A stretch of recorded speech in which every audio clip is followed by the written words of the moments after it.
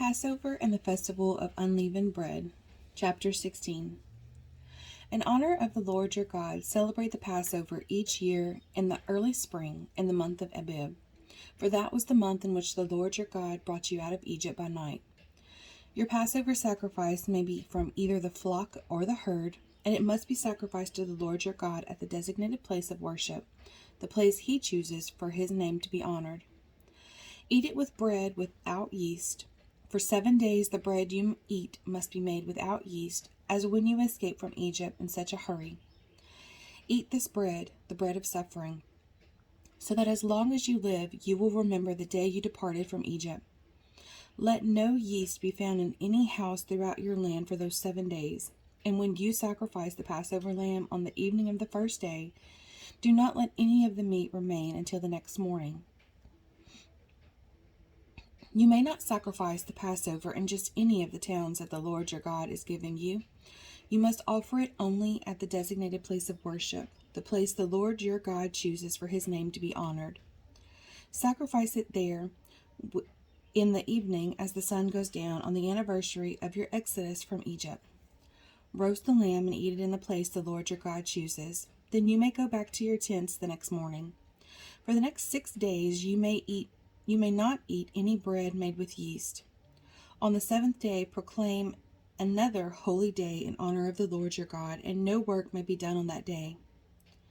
The Festival of Harvest. Count off 7 weeks from when you first began to cut the grain at the time of harvest. Then celebrate the Festival of Harvest to honor the Lord your God. Bring him a voluntary offering in proportion to the blessings you have received from him. This is a time to celebrate before the Lord your God at the designated place of worship he will choose for his name to be honored. Celebrate with your sons and daughters, your male and female servants, the Levites from your towns, and the foreigners, orphans, and widows who live among you. Remember that you were once slaves in Egypt, so be careful to obey all these decrees. The Festival of Shelters. You must observe the Festival of Shelters for 7 days at the end of the harvest season, after the grain has been threshed and the grapes have been pressed. This festival will be a happy time of celebrating with your sons and daughters, your male and female servants, and the Levites, foreigners, orphans, and widows from your towns. For 7 days you must celebrate this festival to honor the Lord your God at the place he chooses, for it is he who blesses you with bountiful harvest and gives you success in all your work. This festival will be a time of great joy for all. Each year, every man in Israel must celebrate these 3 festivals: the Festival of Unleavened Bread, the Festival of Harvest, and the Festival of Shelters. On each of these occasions, all men must appear before the Lord your God at the place he chooses, but they must not appear before the Lord without a gift for him. All must give as they are able, according to the blessings given to them by the Lord your God. Justice for the people. Appoint judges and officials for yourselves from each of your tribes in all the towns the Lord your God is giving you. They must judge the people fairly. You must never twist justice or show partiality. Never accept a bribe, or bribes blind the eyes of the wise and corrupt the decisions of the godly. Let true justice prevail, so you may live and occupy the land that the Lord your God is giving you. You must never set up a wooden Asherah pole beside the altar you build for the Lord your God, and never set up sacred pillars for worship, for the Lord your God hates them. Blessings. Deuteronomy chapter 16, verse 17, meaning. As we receive, so we should give. The scripture suggests that we will also receive blessings to the extent that we give them. God blesses us, and we give a portion as we give. God blesses us even more. But when he wants our giving to come from a cheerful heart and a desire to give, not from a desire for God to reward us, giving in order to get is actually a form of greed, and God will not reward that. Giving in order to share our blessings is one way in which we bless others, and God rewards this true giving with greater blessing. Chapter 17. Never sacrifice sick or defective cattle, sheep, or goats to the Lord your God, for he detests such gifts. When you begin living in the towns the Lord your God is giving you, a man or woman among you might do evil in the sight of the Lord your God and violate the covenant. For instance, they might serve other gods or worship the sun, the moon, or any of the stars, the forces of heaven, which I have strictly forbidden. When you hear about it, investigate the matter thoroughly. If it is true that this detestable thing has been done in Israel, then the man or woman who has committed such an evil act must be taken to the gates of the town and stoned to death. But never put a person to death on the testimony of only one witness. There must always be 2 or 3 witnesses. The witnesses must throw the first stones, and then all the people may join in. In this way, you will purge the evil from among you. Suppose a case arises in a local court that is too hard for you to decide. For instance, whether someone is guilty of murder or only of manslaughter, or a difficult lawsuit or a case involving different kinds of assault. Take such legal cases to the place the Lord your God will choose, and present them to the Levitical priest or the judge on duty at that time. They will hear the case and declare the verdict. You must carry out the verdict they announce and the sentence they prescribe at the place the Lord chooses. You must do exactly what they say. After they have interpreted the law and declared their verdict, the sentence they impose must be fully executed. Do not modify it in any way. Anyone arrogant enough to reject the verdict of the judges or of the priests who represent the Lord your God must die. In this way, you will purge the evil from Israel. Then everyone else will hear about it and be afraid to act so arrogantly. Guidelines for a king. You are about to enter the land the Lord your God is giving you. When you take it over and settle there, you may think, we should select a king to rule over us like the other nations around us. If this happens, be sure to select as king the man the Lord your God chooses. You must appoint a fellow Israelite. He may not be a foreigner. The king must not build up a large stable of horses for himself or send his people to Egypt to buy horses. For the Lord has told you, you must never return to Egypt. The king must not take many wives for himself, because they will turn his heart away from the Lord. And he must not accumulate large amounts of wealth in silver and gold for himself.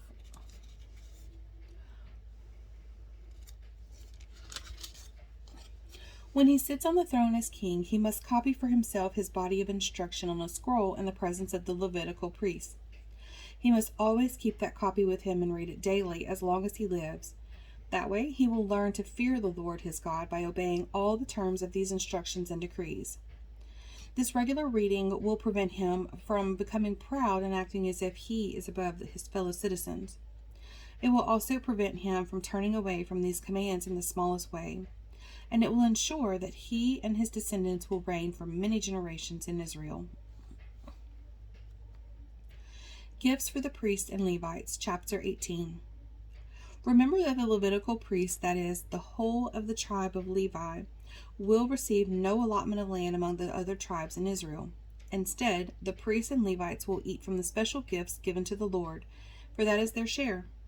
They will have no land of their own among the Israelites. The Lord himself is their special possession, just as he promised them. These are the parts of the priests may claim as their share from the cattle, sheep, and goats that the people bring as offerings: the shoulder, the cheeks, and the stomach. You must also give to the priest the first share of the grain, the new wine, the olive oil, and the wool at shearing time. For the Lord your God chose the tribe of Levi out of all your tribes to minister in the Lord's name forever.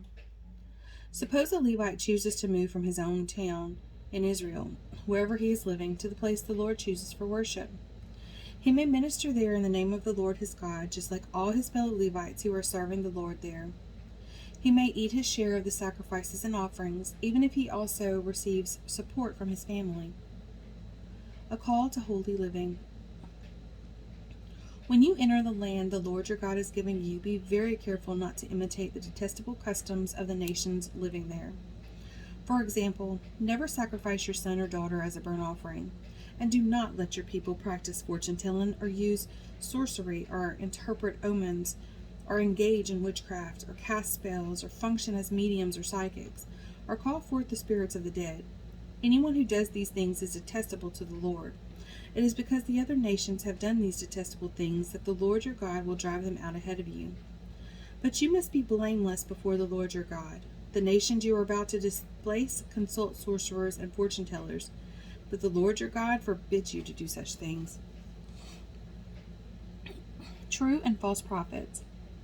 Moses continued, "The Lord your God will raise for you a prophet like me from among your fellow Israelites.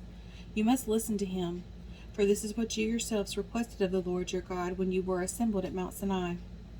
You said, 'Don't let us hear the voice of the Lord our God any more, or see this blazing fire, for we will die.' Then the Lord said to me, 'What they have said is right. I will raise up a prophet like you from among their fellow Israelites. I will put my words in his mouth, and he will tell the people everything I command him. I will personally deal with anyone who will not listen to the messages the prophet proclaims on my behalf. But any prophet who falsely claims to speak in my name, or who speaks in the name of another god, must die.'" But you may wonder, how will we know whether or not a prophecy is from the Lord? If the prophet speaks in the Lord's name, but his prediction does not happen or come true, you will know that the Lord did not give that message. That prophet has spoken without my authority and need not be feared. Cities of Refuge, chapter 19. When the Lord your God destroys the nations whose land he is giving you, you will take over their land and settle in their towns and homes. Then you must set apart 3 cities of refuge in the land the Lord your God is giving you. Survey the territory and divide the land the Lord your God is giving you into 3 districts, with one of these cities in each district. Then anyone who has killed someone can flee to one of the cities of refuge for safety. If someone kills another person unintentionally without previous hostility, the slayer may flee to any of these cities to live in safety.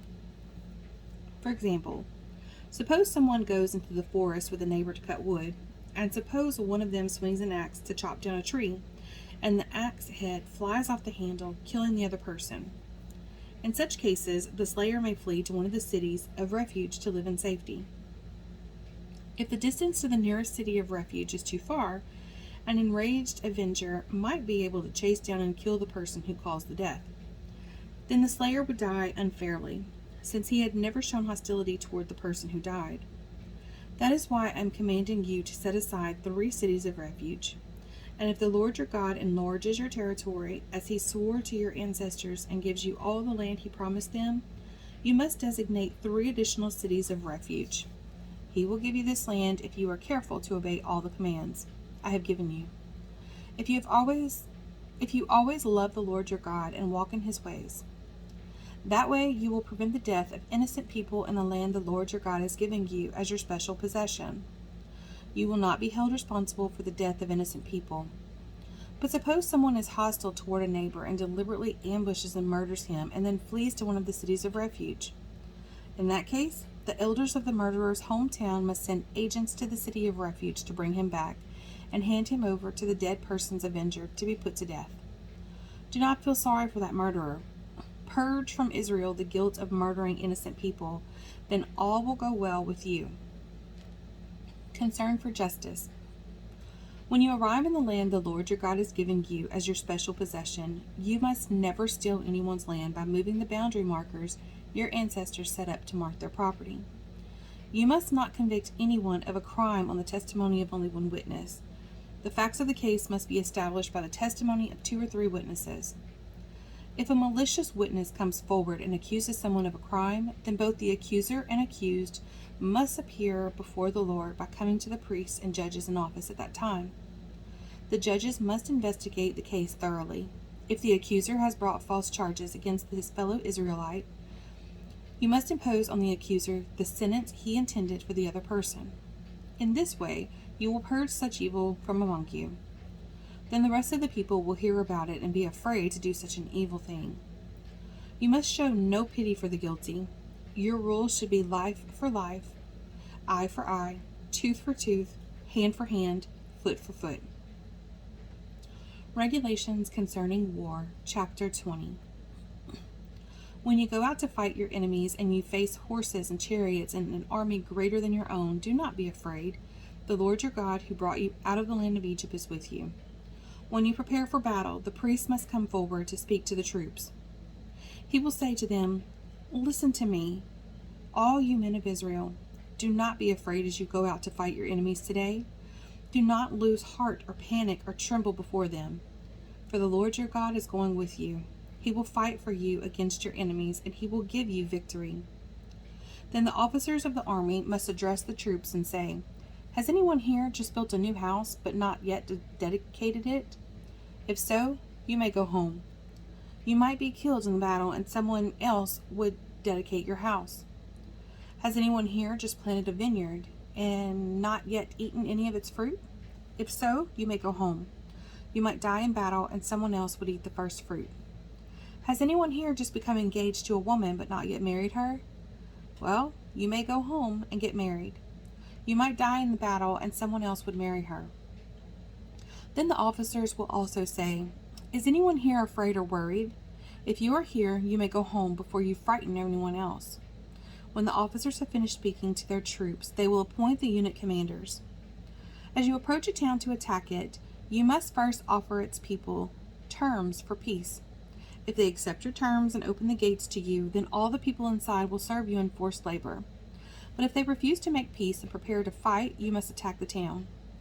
When the Lord your God hands the town over to you, use your swords to kill every man in the town. But you may keep for yourselves all the women, children, livestock, and other plunder. You may enjoy the plunder from your enemies that the Lord your God has given you. But these instructions apply only to distant towns, not to the towns of the nations in the land you will enter. In those towns that the Lord your God has given you as a special possession, destroy every living thing. You must completely destroy the Hittites, Amorites, Canaanites, Perizzites, Hivites, and Jebusites, just as the Lord your God has commanded you. This will prevent the people of the land from teaching you to imitate their detestable customs and the worship of their gods, which would cause you to sin deeply against the Lord your God. When you are attacking a town and the war drags on, you must not cut down the trees with your axes. You may eat the fruit, but do not cut down the trees. Are the trees your enemies, that you should attack them? You may only cut down trees that you know are not valuable for food. Use them to make the equipment you need to attack the town until it falls.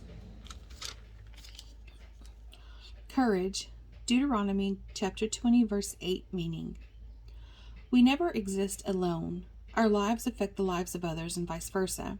If we consistently forget to rely on God for help or decide not to include Him, how will this affect the way we influence others? How do you feel when fellow Christians demonstrate fear or a lack of faith? We don't have the luxury of thinking only for ourselves. Our responsibility to build others up should be an incentive to keep our courage in hard times. Are you facing tomorrow with fear or worry? Can it hurt to choose to trust God anyway? You may end up encouraging someone else as well as yourself. Cleansing for unsolved murder. Environment. Deuteronomy chapter 20, verses 19 through 20 meaning. In the middle of a passage that instructs soldiers in the art of besieging and destroying enemy cities, we find the surprising command not to destroy fruit trees. Even in times of conflict and war, God's people were warned against an unnecessary destruction of the environment. How might you become more sensitive in expressing love for God by caring for His Word? Cleansing for unsolved murder, chapter 21. When you are in the land the Lord your God is giving you, someone may be found murdered in a field, and you don't know who committed the murder. In such a case, your elders and judges must measure the distance from the site of the crime to the nearby towns. When the nearest town has been determined, that town's elder must select from the herd a heifer that has never been trained or yoked to a plow. They must lead it down to a valley that has not been plowed or planted, and that has a stream running through it. There in the valley they must break the heifer's neck. Then the Levitical priest must step forward, for the Lord your God has chosen them to minister before Him and pronounce blessings in the Lord's name. They are to decide all legal and criminal cases. The elders of the town must wash their hands over the heifer whose neck was broken. Then they must say, "Our hands did not shed this person's blood, nor did we see it happen. O Lord, forgive your people Israel, whom you have redeemed. Do not charge your people with the guilt of murdering an innocent person. Then they will be absolved of the guilt of this person's blood. By following these instructions, you will do what is right in the Lord's sight and will cleanse the guilt of murder from your community. Marriage to a captive woman. Suppose you go out to war against your enemies, and the Lord your God hands them over to you, and you take some of them as captives. And suppose you see among the captives a beautiful woman, and you are attracted to her and want to marry her. If this happens, you may take her to your home, where she must shave her head, cut her nails, and change the clothes she was wearing when she was captured. She will stay in your home, but let her mourn for her father and mother for a full month. Then you may marry her, and you will be her husband, and she will be your wife. But if you marry her and she does not please you, you must let her go free. You may not sell her or treat her as a slave, for you have humiliated her. Rights of the firstborn. Suppose a man has 2 wives, but he loves one and not the other, and both have given him sons. And suppose the firstborn son is the son of the wife he does not love. When the man divides his inheritance, he may not give the larger inheritance to his younger son, the son of the wife he loves, as if he were the firstborn son. He must recognize the rights of his oldest son, the son of the wife he does not love, by giving him a double portion. He is the first son of his father's virility. I'm going to repeat that. He is the first son of his father's virility, and the rights of the firstborn belong to him. Dealing with a rebellious son. Suppose a man has a stubborn and rebellious son who will not obey his father or mother, even though they discipline him. In such a case, the father and mother must take the son to the elders as they hold court at the town gate. The parents must say to the elders, "The son of ours is stubborn and rebellious and refuses to obey. He is a glutton and a drunkard." Then all the men of his town must stone him to death. In this way you will purge this evil from among you, and all Israel will hear about it and be afraid. Various regulations. If someone has committed a crime worthy of death and is executed and hung on a tree, the body must not remain hanging from the tree overnight. You must bury the body that same day, for anyone who is hung is cursed in the sight of God. In this way you will prevent the defilement of the land the Lord your God is giving you as your special possession. Chapter 22. If you see your neighbor's ox or sheep or goat wandering away, don't ignore your responsibility. Take it back to its owner. If its owner does not live nearby or you don't know who the owner is, take it to your place and keep it until the owner comes looking for it. Then you must return it. Do the same if you find your neighbor's donkey, clothing, or anything else your neighbor loses. Don't ignore your responsibility. If you see that your neighbor's donkey or ox has collapsed on the road, do not look the other way. Go and help your neighbor get it back on its feet. A woman must not put on men's clothing, and a man must not wear women's clothing. Anyone who does this is detestable in the sight of the Lord your God. If you happen to find a bird's nest in a tree or on the ground, and there are young ones or eggs in it, with the mother sitting in the nest, do not take the mother with the young. You may take the young, but let the mother go, so that you may prosper and enjoy a long life. When you build a new house, you must build a railing around the edge of its flat roof. That way, you will not be considered guilty of murder if someone falls from the roof. You must not plant any other crop between the rows of your vineyard. If you do, you are forbidden to use either the grapes from the vineyard or the other crop. You must not plow with an ox and a donkey harnessed together. You must not wear clothing made of wool and linen woven together. You must put 4 tassels on the hem of the cloak with which you cover yourself on the front, back, and sides. Regulations for sexual purity. Suppose a man marries a woman, but after sleeping with her, he turns against her and publicly accuses her of shameful conduct, saying, "When I married this woman, I discovered she was not a virgin." Then the woman's father and mother must bring the proof of her virginity to the elders as they hold court at the town gate. Her father must say to them, "I gave my daughter to this man to be his wife, and now he has turned against her. He has accused her of shameful conduct, saying, 'I discovered that your daughter was not a virgin. But here is the proof of my daughter's virginity.' Then they must spread her bed sheet before the elders. The elders must then take the man and punish him. They must also fine him 100 pieces of silver, which he must pay to the woman's father, because he publicly accused a virgin of Israel of shameful conduct. The woman will then remain the man's wife, and he may never divorce her. But suppose the man's accusations are true, and he can show that she was not a virgin. The woman must be taken to the door of her father's home, and there the men of the town must stone her to death, for she has committed a disgraceful crime in Israel by being promiscuous while living in her parents' home. In this way you will purge this evil from among you. If a man is discovered committing adultery, both he and the woman must die. In this way you will purge Israel of such evil. Suppose a man meets a young woman, a virgin, who is engaged to be married, and he has sexual intercourse with her. If this happens within a town, you must take both of them to the gates of that town and stone them to death. The woman is guilty because she did not scream for help. The man must die because he violated another man's wife. In this way, you will purge this evil from among you. But if the man meets the engaged woman out in the country, and he rapes her, then only the man must die. Do nothing to the young woman. She has committed no crime worthy of death. She is as innocent as a murder victim, since the man raped her in the country. It must be assumed that she screamed, but there was no one there to rescue her. Suppose a man has intercourse with a young woman who is a virgin but is not engaged to be married. If they are discovered, he must pay her father 50 pieces of silver. Then he must marry the young woman because he violated her, and he may never divorce her as long as he lives. A man must not marry his father's former wife, for this would violate his father. Unity and teamwork. Deuteronomy chapter 25 verses 10 through 11, meaning: An ox and a donkey work at different speeds. Harnessed together, they will pull a plow unevenly. When two members of any team pull in opposite directions, they nullify each other's efforts. The Bible warns believers about forming unhealthy alliances with unbelievers. 2 Corinthians chapter 6 verses 14 through 16. Especially in areas where their integrity and values might be compromised. Are you working on a team? Are you responsible for supervising others who work together? Utilize this basic principle. Teamwork involves more than the work assigned. It requires certain similarities of purpose and method among the team members. Sexuality. Deuteronomy chapter 22 verses 13 through 30. Why does God have so many laws about sexual behavior? This would be vital for 3 million people on a 40-year camping trip. But standards for sexuality would be equally important when the people entered the Promised Land and settled down as a nation.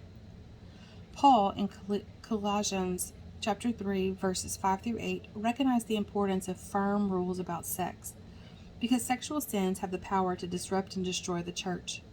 Sins involving sex are not simply innocent dabblings in forbidden pleasures, as they are so often portrayed by powerful destroyers of relationships. They bring confusion and tear down the climate of respect, trust, and credibility so essential to solid marriages and secure children.